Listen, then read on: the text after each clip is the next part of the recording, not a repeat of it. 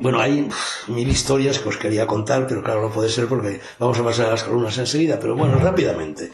Mi historia, porque los animales han sido muy significativos en mi vida. Yo la verdad es que cuando me propuse convocar este curso, no había reparado en hasta qué punto mi vida está llena de momentos significativos vividos con animales. Por ejemplo, el caso de los leones de Mauritania. Yo en 1970 recorrí el Sahel, Níger, Mauritania, Senegal, Sierra Leona, Alto Volta se llamaba entonces, ahora se llama no sé cómo, tal, y cuando después de varios meses viajando en un Land Rover con un amigo mío que es también otro de los protagonistas del Camino del Corazón, un italiano, Alberto Porta, un día estábamos intentando ya regresar a España agotados y estábamos saliendo de Mauritania. Hicimos noche muy cerca del desierto de Ferro, y que estuvimos a punto de morir porque nos habíamos perdido, como suele suceder cuando se maneja un Land Rover por tierras africanas, pero no lo sabíamos, estábamos a punto de perdernos. Y esa noche acampamos allí con el Land Rover, eran las 6 de la tarde, había todavía luz, mi amigo era muy dormilón y se puso enseguida a dormir en unas camas que estaban instaladas en una tienda de campaña de estas que se abrían en forma de abanico en el techo del Land Rover, y yo oí tantanes lejanos. Y pensé, bueno, aquí cerca debe haber alguna tribu que está celebrando una fiesta, lo que sea tal, y oyendo el ruido de los tantanes, me alejé del Land Rover, me puse a caminar, envuelto por la soledad, iba anocheciendo, y de repente me entró, bueno, un ataque de colitis, de esos ataques subitáneos de colitis que le entran a uno cuando viaja por zonas del tercer mundo. Entonces tuve una necesidad perentoria, pues, de hacer de vientre. Bueno, estaba en un descampado, en un desierto absoluto, me bajé los pantalones, había salido ya la luna, estaba saliendo la luna, en fin, ese momento de penumbra entre la tarde y la noche, me puse en cuclillas y de repente alzo los ojos y de la misma manera, a una distancia parecida a la que ahora estoy viendo a Javi, allí plantado en la puerta, vi a 2 leones. Una leona tumbada y un león de pie. Me quedé estupefacto, naturalmente. Se cortó la colitis inmediatamente en contra de lo que se dice siempre y dije, bueno, ¿y ahora qué hago? La verdad es que los leones no se inmutaron en ningún momento, vamos, no tenían el más mínimo interés en mi persona, me escrutaban desde lejos, y yo dije, bueno, esto debe ser como los toros, no hay que moverse, o sea, hay que moverse lo menos posible, porque si te mueves es cuando atacan. Entonces me incorporé como pude, en fin, haciendo ahí esfuerzo en subir el pantalón, y reculando para no perder la cara de los leones. Ya me alejé de ellos 50 metros, y a los 50 metros, ¡bum!, me di la vuelta y salí escopeteado, ya llegué al Land Rover y me metí en el Land Rover. Y ya me dormí. Y en eso, después de la escena de los leones, hombre, que era una escenita, lo reconoceréis, me despiertan, bum, bum, bum, grandes golpes allí, que estábamos en pleno desierto. No había alma viviente, 100 kilómetros a la redonda, grandes golpes en el cristal del Land Rover, me incorporo tal y cual y veo un negalazo gigantesco, que resulta que era, según me explicó. Bueno, yo me desperté, puse a hablar con él en francés y tal, Mali es de habla francesa, y entonces me dijo que era el chofer del gobernador de la provincia, que estaba girando una visita por los pueblos, por las tribus, y que se habían quedado sin gasolina 30 kilómetros más allá, y que se les podía dar gasolina. Y yo le dije, hombre, bueno, pues sí, te puedo dar un bidón. Entonces se quedó a dormir con nosotros y me dijo, ¿pero y qué hacéis aquí? Y le dijimos, no, estamos intentando volver a Europa. Le dijo, por aquí no vais a Europa, por aquí os vais de narices al desierto de Ferlo, donde vais a morir porque ahí no hay agua, no hay asentamientos humanos, no hay nada de nada. Entonces, gracias a este negrazo y gracias a que le dimos el bidón de gasolina, nos volvimos con él hasta donde él había dejado su coche varado sin gasolina, ya recuperamos el verdadero camino y salvamos el pellejo. Otro momento significativo. Bueno, mañana seguro Ayanta, porque es uno de sus temas favoritos, va a contar cómo cuando tenía 7 u 8 años le regalé un mono que me traje de Senegal. Yo viví 2 años en Senegal y allí me hice con un mono que se llamaba Yamba, que en la lengua de los Wolof significa marihuana. El mono me lo traje una vez más en un Land Rover, con 2 gatos, el mono atado con una cadena en el techo del Land Rover, se podían hacer esas cosas todavía en España. En la España estoy hablando de 1982, 83, por ahí, se podían hacer estas cosas. Yo iba, me atravesé, llegué en un barco, no atravesé el Sáhara, era ya verano, me embarqué en un barco de Pescanova, me bajé del barco, desembarqué en Cádiz o en Huelva, y ya luego volví hasta Soria con el Land Rover conduciendo, con el mono Yamba, con una cadena en el techo, los 2 gatos dentro y 12 cedros del Líbano en macetas que me había encasquetado el embajador de España en Dakar para llevarlos a su finca en Logroño, no sé dónde. Lo primero que hizo el mono Yamba naturalmente fue tronchar los cedros del embajador, y con lo cual fue cuando ya decidí llevarlo en el techo del Land Rover. Bueno, os imagináis la escena de un Land Rover avanzando con la Guardia Civil que me miraba estupefacto, con un mono, 12 cedros del Líbano tronchados y 2 gatos dentro del tal. Bueno, pues llegamos sanos y salvos. El mono Yamba llegó a Madrid. Claro, llegó a Madrid, yo no sabía qué hacer con el mono Yamba. ¿Dónde metía el mono Yamba? Yo no tenía casa en Madrid, entonces lo metí en casa de mis padres.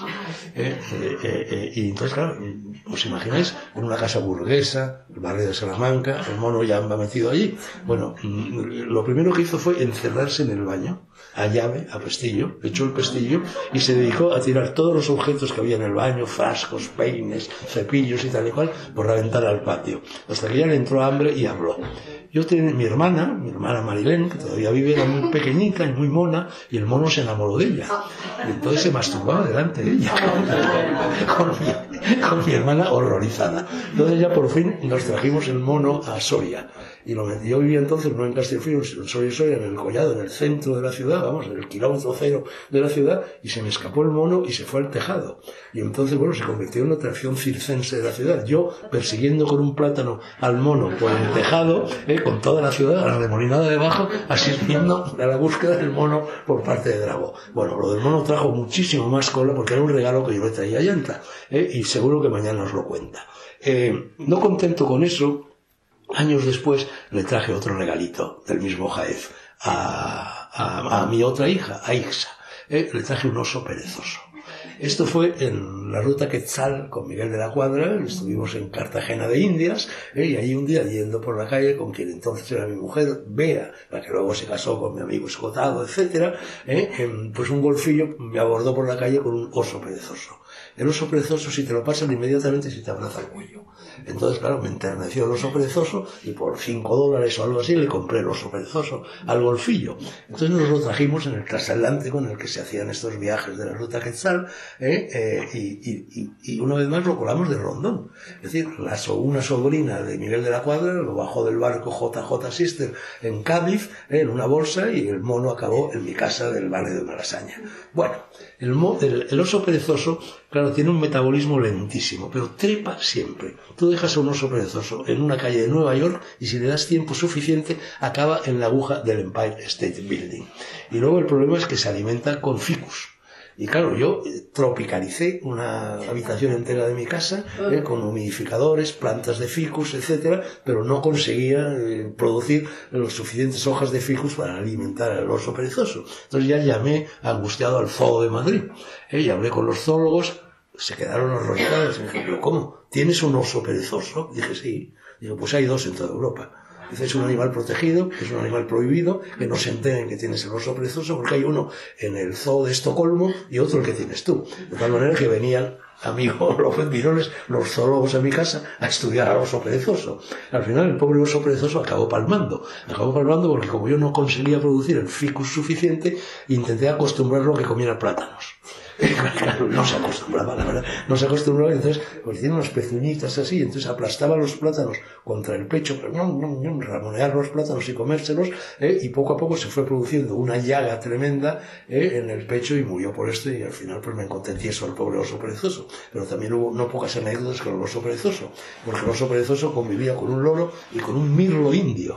El mirlo indio es un animal que reproduce, porque no lo habla, pero habla con voz de loro. El mirlo indio no. El mirlo indio reproduce exactamente los sonidos tal cual. Por ejemplo, reproducía el sonido de mi máquina de escribir. O por ejemplo, el primer mirlo indio que yo tuve lo tenía en la casa de un amigo argentino. Y el mirlo indio decía, una copita, che.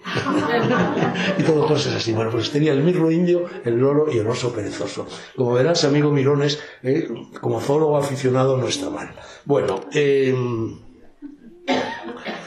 momento extraordinario, ya terminamos aquel y pasamos a las preguntas, fue cuando vi el Quetzal, la gran aventura iberoamericana de Miguel de la Cuadra, que duró años y años y años, y yo intervine muchísimo en ellas, y escribía en la revista de época Nuevas Crónicas de Indias, escribí decenas y decenas de Nuevas Crónicas de Indias, y en cierta ocasión luego la rebautizó, se llamaba Aventura 92, empezó con el centenario del descubrimiento de América, y luego pasó a llamarse Ruta Quetzal. Pero el Quetzal, que es la serpiente plumada, famosa de la cultura azteca, de la cultura maya, ¿no? Este pájaro de cola larguísima, ¿no? Y de 1000 colorines, que no se ve casi nunca, que es dificilísimo ver un quetzal.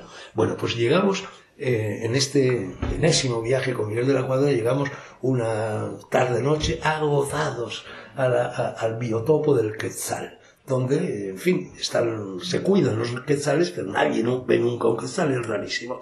Entonces yo y todos llegábamos agotadísimos, porque nos habíamos dedicado a atravesar en lanchas el río Usumacinta, que es un río extraordinario, pero que estaban desde los nidos de ametralladoras, la guerrilla guatemalteca, siguiéndonos con las ametralladoras. Y nosotros en lanchas, digo lonchas porque lo único que conseguimos comer fue un jamón que nos regaló no sé quién. Por lo demás teníamos que sobrevivir con raciones de supervivencia del ejército de tierra guatemalteco. Eran unas latas horribles de pasta de frijoles, que desde entonces le tengo una manía espantosa a los frijoles. Es la única vez en mi vida que he pasado hambre, pero hambre de verdad, de tal manera, íbamos recorriendo el río Usumacinta en estos lanchones, y se corrió la voz de que íbamos a llegar a un sitio de arribada, donde había unas ruinas mayas y tal y cual, y que allí vendían alimentos. Entonces yo me coloqué en la proa del lanchón en el que viajaba, y en cuanto el lanchón toqué tierra, salí corriendo y llegué efectivamente a un barracón donde vendían alimentos. Pero los únicos alimentos que vendían eran caramelos y chicles. Entonces yo, en fin, hambriento como estaba, dije, todo. Y compré todos los chicles y caramelos, un saco así de caramelos y de chicles, y ya regresé cargados con ellos a la lancha. Claro, no me puedo alimentar, al quinto chicle y al quinto caramelo estaba ya hasta el gorro. Bueno, después de esta aventura tremenda, donde llegamos verdaderamente exhaustos, llegamos al biotopo del Quetzal, y había un hotel que estaba muy bien. Nos pusimos a cenar en el hotel, llegó el embajador de España en Guatemala, viejo amigo mío, Manolo Piñeiro, trajo unas botellas de Rioja, todo muy bien y tal y cual, y a 5 kilómetros de este hotel, había que ir a pie, estaba el biotopo.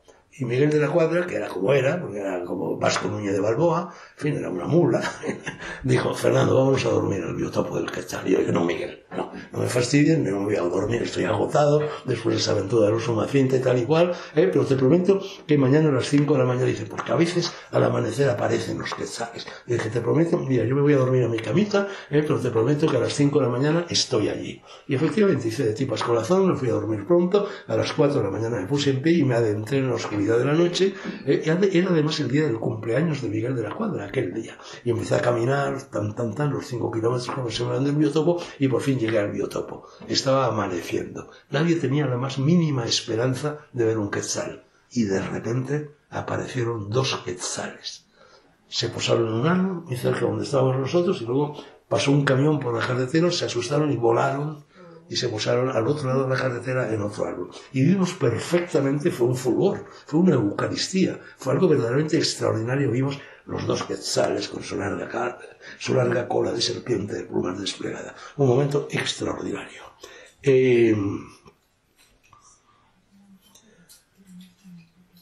Bueno, ya, en fin, lo último que os cuento.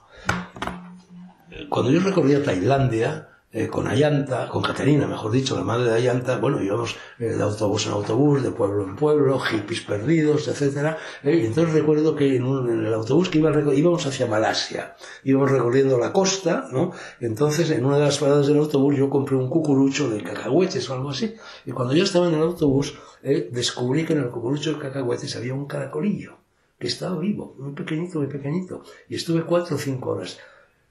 Mi máximo lema moral es no alterar el curso de la naturaleza.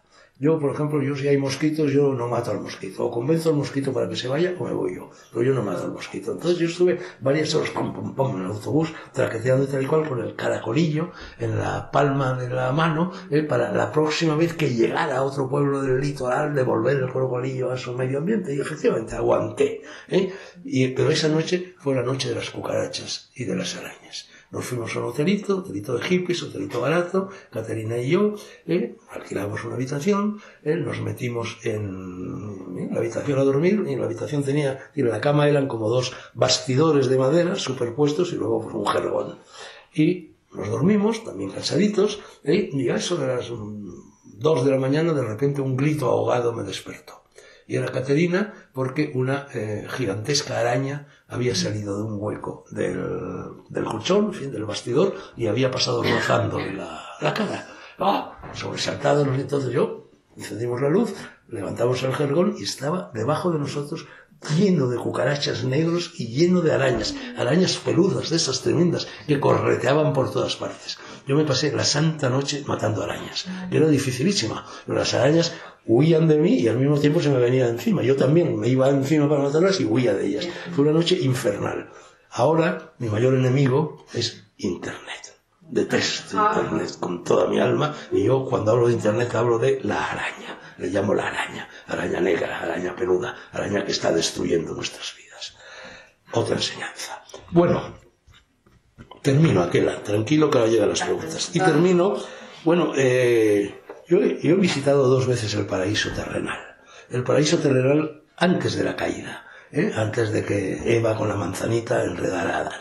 O mejor dicho, la serpiente enredara a Eva. Que Mark Twain, en una frase muy graciosa, decía: el error de Dios fue prohibirle a Eva la manzana. Si lo hubiera prohibido a la serpiente, se habría comido la serpiente. Antes de la caída yo estuve en el Gorongoro. Si podéis ir al Gorongoro, en Tanzania, eso es el paraíso terrenal. Es el cráter de un volcán apagado, que se quedó cerrado, donde están todos los animales del paraíso terrenal. Están todos allí, no han podido salir, han sido reproduciéndose, están protegidos, es parque nacional. Verdaderamente, la visita al Gorongoro es una de las cosas que te deja atónito y que te lleva, efectivamente, una vez más a una eucaristía, una comunión absoluta con la naturaleza.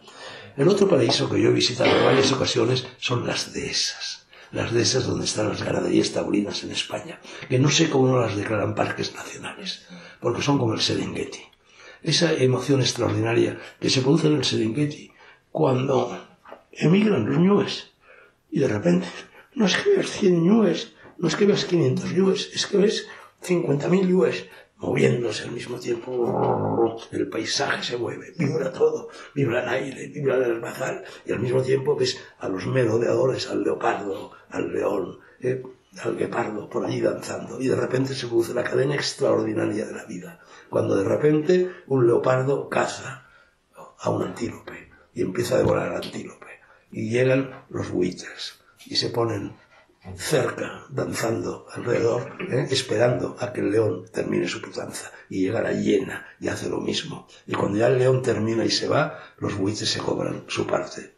Lo de la ley de Serra de Balú que decía antes, y luego lo hace la hiena, etc. Y ves la cadena de la vida, que se reproduce y que nunca muere. Otro libro que os recomiendo es el Manual de Zoología Fantástica de Borges, en el cual, pues pasa revista a muchos de los pájaros creados de los animales, creados por la imaginación de los poetas, de los escritores, de los clásicos, etc.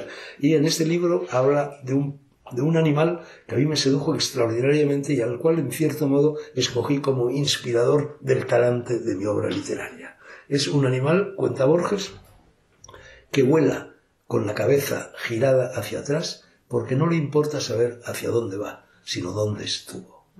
Toda mi obra es una evocación del mundo pasado, porque la única forma, además de saber dónde está el futuro, es viajar al pasado. Solamente se llega al futuro viajando por el pasado. Os aconsejo también ese libro de zoología fantástica. Lo que la ley de maltrato animal pretende es humanizar a los animales. Eso es un disparate. Se dice que los animales tienen derechos. Los animales no tienen derechos.